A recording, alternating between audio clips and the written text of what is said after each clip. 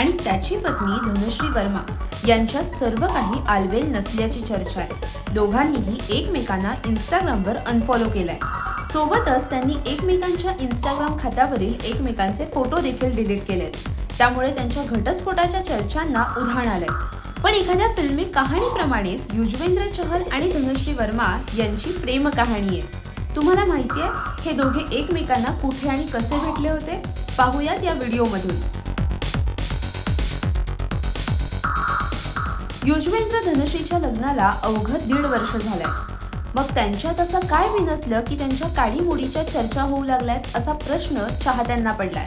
पण या दोघांची लव्ह स्टोरी ही तितकीच रंजक आहे। एखाद्या चित्रपटाच्या स्टोरीला लाजवेल अशी त्यांच्या मैत्रीची आणि लग्नाची स्टोरी आहे। संपूर्ण देशात कोरोनाचा धुमाकूळ सुरू असताना 2020च्या लॉकडाऊन दरम्यान दोघे एकमेकांना भेटले।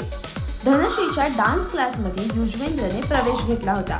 या दरम्यान दोघांमध्ये खूप चांगली मैत्री झाली। नाच करताना दोघांचा हात कधी एकमेकांच्या हातात आला हे त्यांनाही कळलं नाही।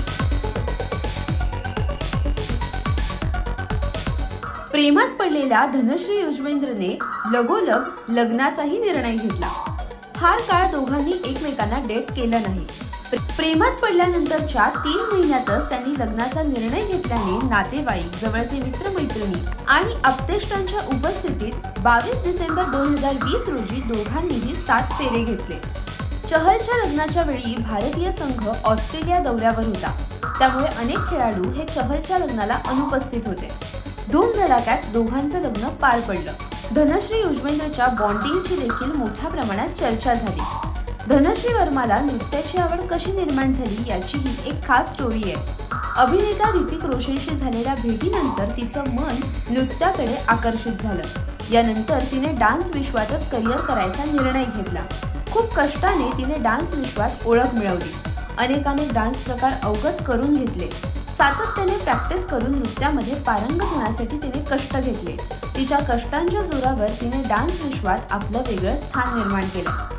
दरम्यान या दोघांमध्ये बिनसल्याच्या फक्त चर्चा आहेत। धनश्री आणि युजवेंद्र या दोघांनीही त्यांच्या कथित घटस्फोटाच्या चर्चेवर अद्याप कुठलंही भाष्य केलेलं नाही। त्यामुळे हे दोघेही विभक्त होणार का, यासह त्यांच्या नात्यात मिठाचा खडा नेमका का पडला याबाबतही नेमकी माहिती समोर आलेली नाही। तुम्हाला ही माहिती कशी वाटली हे आम्हाला कमेंट करून नक्की कळवा आणि अशाच नवनवीन माहितीपूर्ण व्हिडिओसाठी ओनली मानिनीला नक्की सबस्क्राइब करा।